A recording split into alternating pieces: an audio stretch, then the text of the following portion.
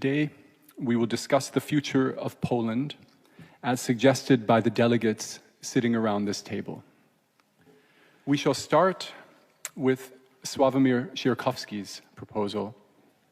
1. Polish citizenship to all immigrants. 2. Reintegration tax to cover the costs of moving 3.3 million Jews to Poland. 3. Hebrew as the second official language in Poland. 4. Dismissal notice of the Polish state concerning the concordat with the Vatican State. Each religious institution should act on the same level. 5. Minority house instead of Senate in Polish Parliament. I think we could even extend that by even granting citizenship to people who are of Polish descent who haven't asked for it. So we just mail the passports to people in Israel and in the States, and they get them in the mail, and then this way they don't even have to go to the embassy. And I think this would really serve the agenda of this movement, because I think if they received this passport, they would say, well, I might as well go and see what they want. I just wanted to know who has to pay the tax. Is it the Polish people, which would be okay for me, or is it to be shared all over the world, or who is doing this? Yeah, I think it wouldn't be bad to tax the Germans, of course, which is what you're implying, of course. I think it wouldn't be bad. I think this would also be the first, it would be a precedent, because it would be the first case of one country taxing the citizens of another country. I think this would be a marvelous international precedent. I think that's, as a kind of an absurd gesture, it would be wonderful. I wonder why Hebrew should be the second language, since I think most of, or maybe half, I don't know how many of the Jews with Polish ancestry who are not in Poland speak Hebrew. I'd say there are many more who speak other languages, for example, Spanish, Portuguese. I think that the idea is to revive the Jewry that used to live in Poland back then, and their language was mostly Yiddish and Polish in a way, but in any way not Hebrew.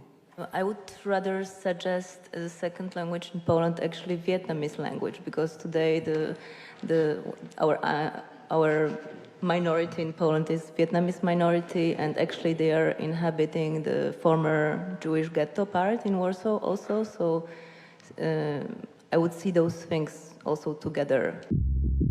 According to the official church statistics, we have 96% of Catholics in Poland, I think, if I'm not wrong, which is a powerful weapon in the hands of the Catholic Church, who says we can't have legal abortion in Poland, for example, because we have 96% of people who, by definition, are against abortion. The regulation that is imposed by the Catholic Church is that you have to go to the church in which you were baptized, together with 2 adult witnesses, and you have to go there twice, because for the first time that you go, the local priest is obliged to preach to you for approximately 1 hour, trying to convince you not to step out of the church. And only after you reconfirm, yes, I do want to please be excommunicated, can you actually finish this process and stop being a member of the Catholic Church. I think this is against human rights, and I think that we as a movement should campaign to allow our members religious freedom, actually, in the sense of an easy way out of the institution with which maybe they do not necessarily identify themselves with. We have to forbid the so early baptizing. You can be baptized when you are old, with a mature. It's cruel and crazy to baptize someone who is unconscious. I'm for a multicultural country and multi-religion and to existing all religion together. But for Polish Catholic Church, I would like to give some condition to this church and said that you can exist in our country together with other religions, but in one condition. You should decide for ordination of women for priests. It's first condition. And second, accept the homosexual marriages. And then after this condition, Polish church can exist. And that's my... Yeah, I think on a very similar issue, I think I, of course, agree with Kinga's statements about limiting and changing the practices of the Catholic Church. The problem is that one of our postulates is that all religions should be equal. We voted on this today. All religions should be treated the same. This would mean that we wouldn't allow circumcision. Dismissal notice of the Polish state concerning the concordat with the Vatican state. Each religious institution should act on the same level.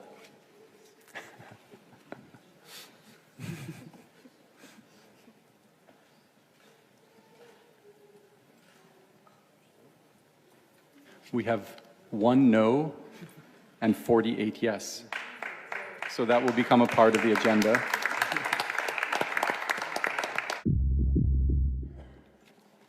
So my proposal is mainly about the problem of inviting also to Poland not only 3 million and half of Jewish men, but also maybe some Jewish women, because all the time when we say Jews, we mean general, the men. But if you want to invite someone to Poland, you must really also ask the gender question. How will feel in today Poland, the woman which try to live in the Poland? No reasonable woman will like to settle in a country where abortion is forbidden. It's extremely humiliating. But to change all of this, we must change something very basic, I say. We have to change the mentality of Polish men.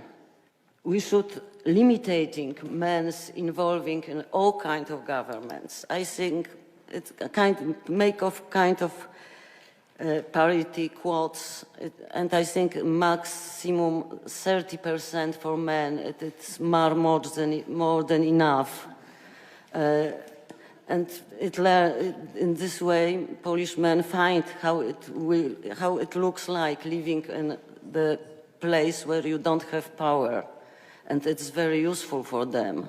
Is discrimination a good response to discrimination? Is it the only way to achieve the equality?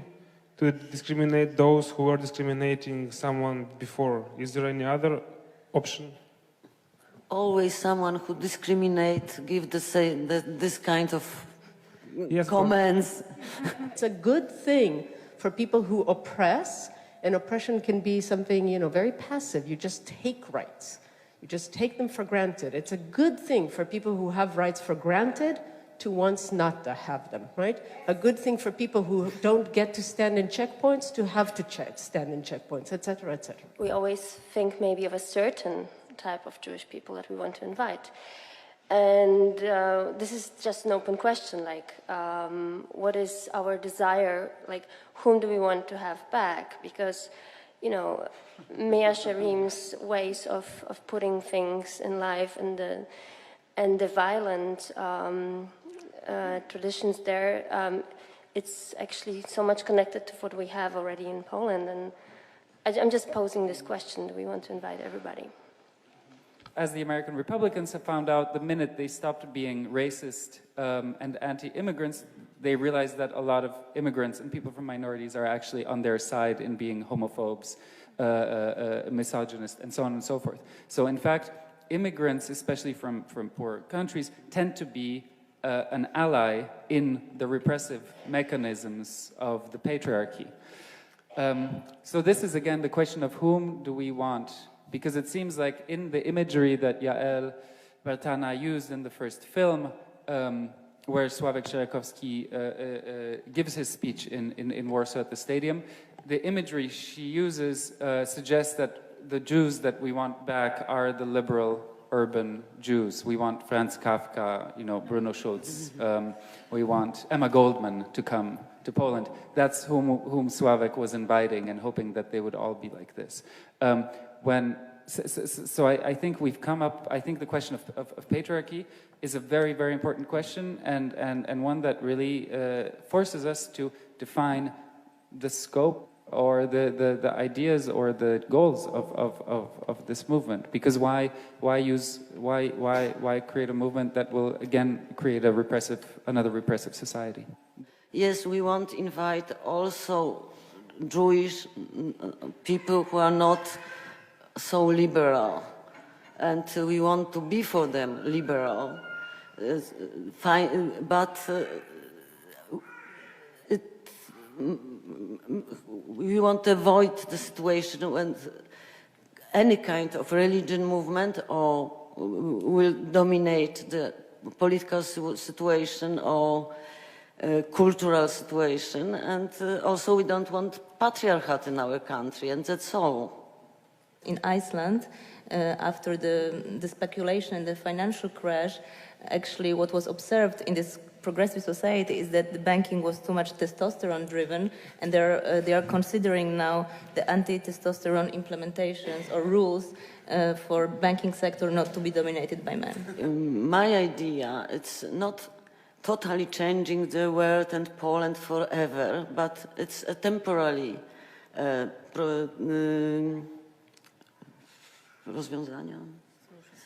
temporary solution.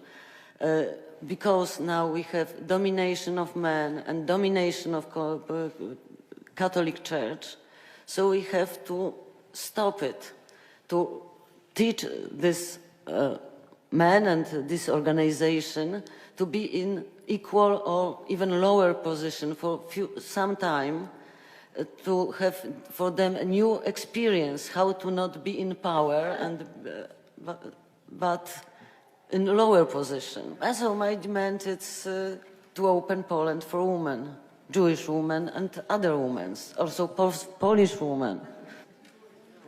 There's one.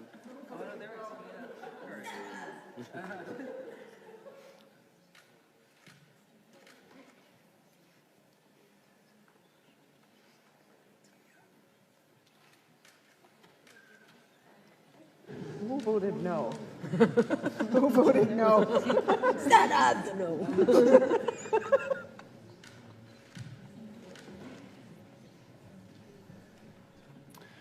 We have 2 no and 44 yes, so the proposal is accepted into the agenda.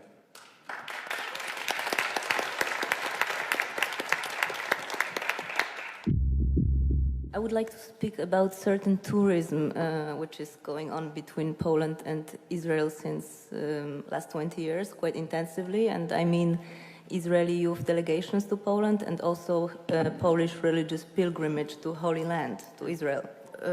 What I propose is actually through redirection of those tours to question the Polish still existing nationalism, anti-Semitism and hostility, somehow rebrand Poland as Germany did it very well, rebrand itself towards a Jewish perception. So what could be done? I mean, this is just an opening question, and I hope we can discuss it, how these tours and also pilgrimages in Israel could be redirected. First of all, I think what should be included is also that these tours also should go to Germany, both to Poland and Germany. I mean, to the sites of former concentration camps, but not only in Polish territory. The Israeli tours for young people are organized by the state. They're a function of the state, and then and have a concrete function. Their function is to have young people come to Poland, and the very obvious message that they get is, if you don't go and fight for Israel, this will happen to you. This is why these trips exist. Create a kind of subversion, that we create all sorts of opportunities for these participants to go and sneak away from their groups during these trips and create, you know, all sorts of parties, and in just on the tours, on the trails of these trips, these young people coming from Israel to get this message could have all sorts of temptations, Polish temptations. that would lure them away from this military, and they would associate with, wow, Poland was this incredibly sexy place where there were all these wonderful things, but I had to listen to these terrible things that my military, that the advisors from the military kept on telling me, but I wanted to go and meet boys or meet girls and do all these things. So I think the sexual element here and the element of hormones is incredibly important and is what we can build upon here. I want Poland to be the country which is, ready to welcome the other, but I'm not quite sure, do I want Poland to be a touristic attraction? I don't find those things equal. So that is my question. Do you really see the link between tourism and welcome the other? The first visited place out of all cultural institutions is Auschwitz, of course, with 1 million visitors per year, and the second is the Castle of Krakow with 500,000, so 50% less, So, and also we can see in Krakow on the daily basis the leaflets stating in one day 99 zlotys, Auschwitz, rafting, and Wieliczka, and a free pickup. Do you think that we should really make it part of the Jewish Renaissance movement to make those I don't know, to make Poland a touristic attraction? It is quite important, I guess, also to create a situation that we also are in the dialogue and not only observed through the windows of the bus. Okay. How would you like to redirect those people, those Catholic Poles who go to Israel to see the sites where Jesus lived and died? What is your idea there? I think first they have to understand that they don't only go to the Holy Land, but also to the modern country. Tourism is important because it's a tool, just to clarify the comments made, because it's a tool to achieve the goals of this movement. As a North American Jew, I think that it cannot be underestimated the extent to which these kinds of travel programs influence the Jewish world's perception of Poland, and changing the Jewish world's perception of Poland has to be the first step for any support of a movement like this. If the goal, okay, it has to serve our goal, but just relocating Jews, it's not a goal in itself. It has broader goals. But if the broader goal is promotion of Polish state, that what I hear here, then I'm sorry, I cannot buy it. Yeah, I'm sorry. So if we are getting rid of one nationalism of Israeli state to create another nationalism, which might be multicultural, multinational, good, it will be even stronger, the country, if it will have not only Poles but Jews, but if it's all about promotion of this state, then I don't know what we are doing here. As long as we do not abolish the concept of citizenship, we are not doing anything with the nation state. So we can change numbers, we can change the configuration for sure, but it is not true that we are changing the logic of the nation state. Today, universal human rights are guarded and protected by one mechanism only, citizenship. And as long as that mechanism is, and perhaps we don't have an alternative, it's not to suggest that, but that is what nation state is. That is the system that keeps that in place, and that has not been challenged. So in that sense, she is right. There is a suggestion of removal of population from one nation state into another nation state, which will have, a multi-cultural population, and perhaps even will not be called Poland anymore, but something else. It will still be a nation state. Maybe you can do that once again, Joanna, so it can be clear for us what the proposal is. To subvert the route of Israeli youth delegations to Poland and Polish pilgrimage tours to Israel with the help of Poles, Jews, and Germans. Yes. Thank you.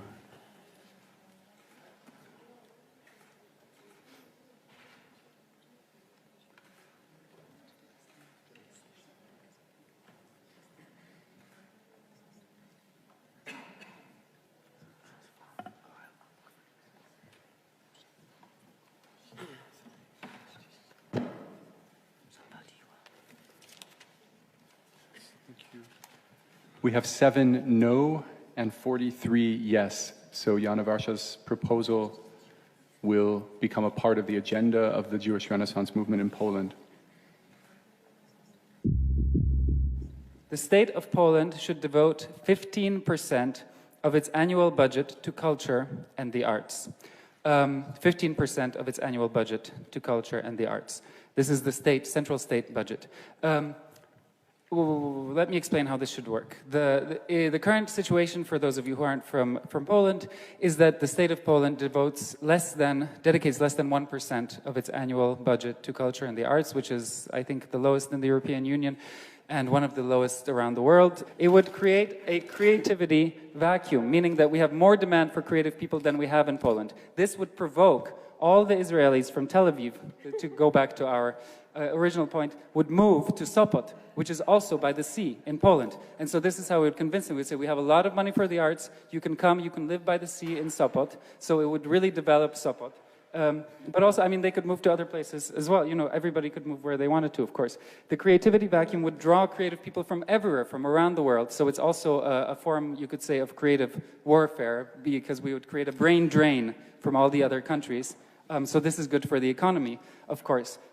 These creative people, and this is, you know, the key. The creative people, the total culture plan would create an ideas bank. So we would have more ideas than any society has ever had. We would have so many ideas, we would be able to solve all problems. Yes?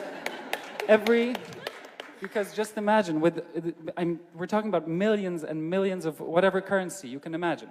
Everybody will be able to think and think of concepts and solve whatever problems we think about. We'll be able to solve problems that we haven't even thought about today. First, I thought it's really a great idea, but then I envisioned it, and then I thought, like, you want us to become this movement, just another Green Party, and now you suggest that Poland just becomes another Berlin Mitte. That is really a horrible thought. I don't want to live in a place where there are more artists and creative people around than already are here. It would also redress historical wrongs, in the sense that the situation of Poland, which is also very different from Mitte, is that the situation of Poland is, as Czesław Miłosz has written, that Poland doesn't have material works of art, not because they weren't never created, but because they were destroyed. And this was done by the very concrete historical force, Nazi Germany. This is the loss of culture is unimaginable. Not all the countries which are represented by us today here need that. Poland needs that. Maybe Sweden and Germany doesn't need that because they already have it. But somehow we have to take into consideration that, for example, for some countries, this is a reality, or this would be a radical change. That would be a visionary thing. So I would suggest that first, let's have the Mitte also in Poland, and then, you know, let's deal with it.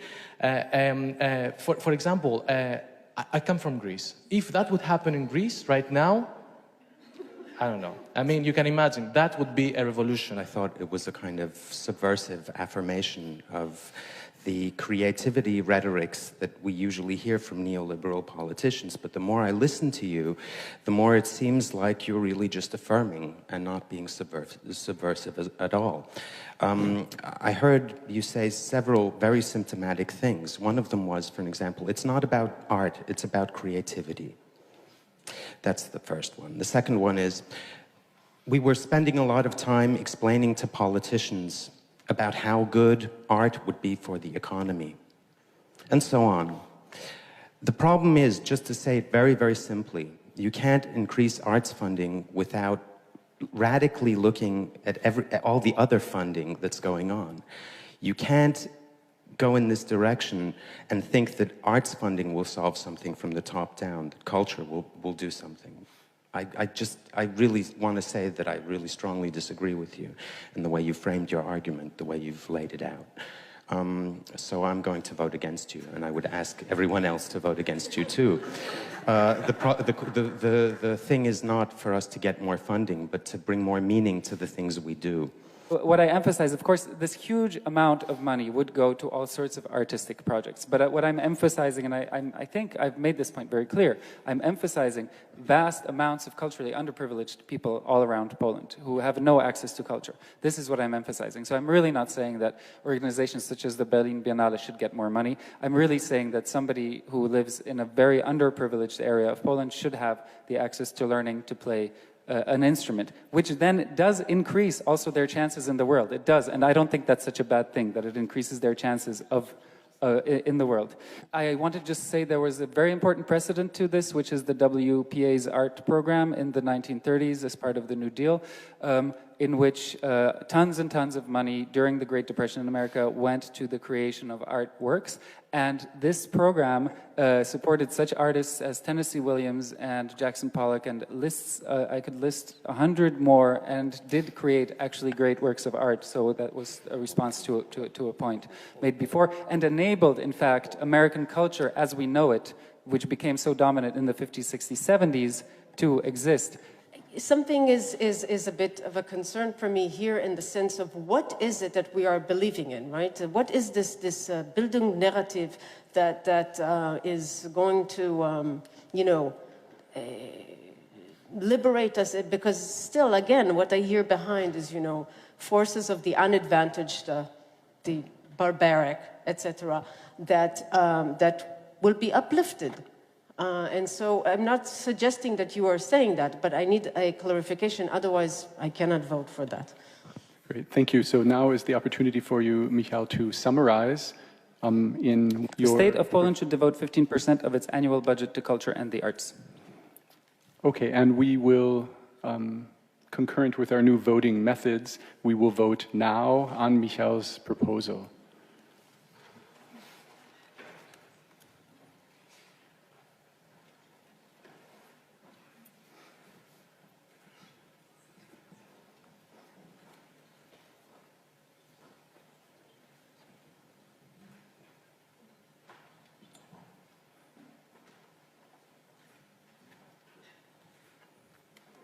$25 no and 33 yes. So this proposal will be accepted into the agenda. The first step for any mass return of Jews to Poland is to remap Polish Jewish memory. It is the physical, material environment of the nation, monuments, memorials, tourist routes, that scaffolds our sense of national identity. We want to change this ecosystem of memory with a comprehensive program we call Birthright Poland. Birthright Israel is the program that offers a free trip to Israel for every diaspora Jew. Birthright Poland adapts this principle for the needs of the Polish Renaissance movement in Poland. Birthright Poland is a Polish government-funded youth travel program. It brings Jewish youth to Poland to explore the country's long and diverse history with their Polish, German, Roma, Ukrainian, Belarusian, and other European counterparts. Instead of Jewish youth visiting Poland's landscape of Nazi camps, the international group will go camping. Campgrounds will be located in Polish forests. The forest is a space of possibility. Not yet mapped in the service of any one group's memory, it is a space ripe for reimagining. Birthright Poland campers will reinvent long-standing camping traditions. These young pioneers will build settlements by learning ancestral construction techniques.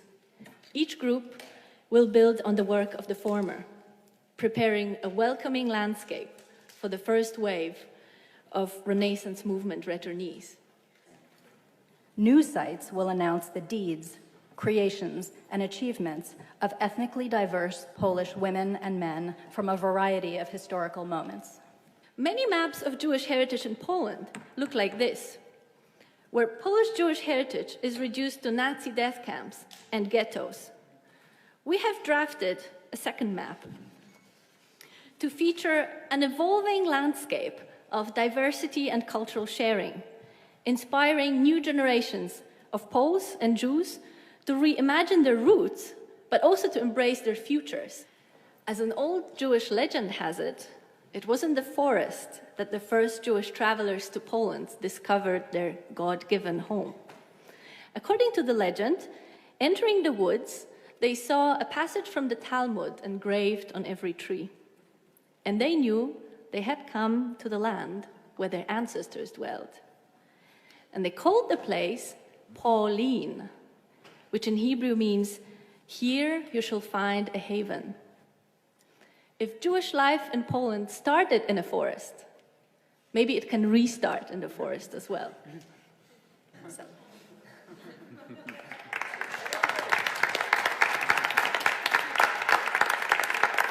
Israeli people who just they just love the idea of forests and exchanging deserts for forests. So it'll be very tempting for them. You have big pictures of like very old trees.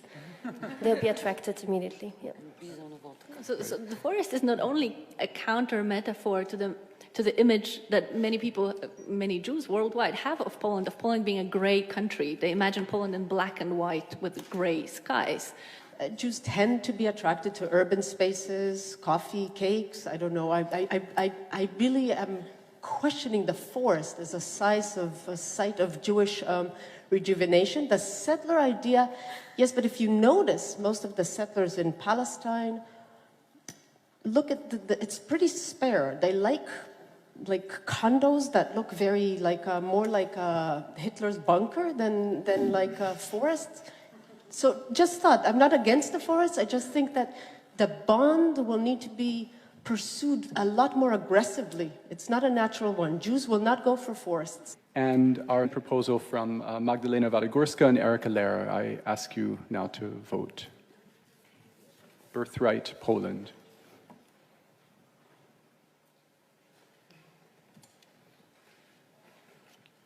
$10 no and 40 yes. So Birthright Poland will become part of the agenda.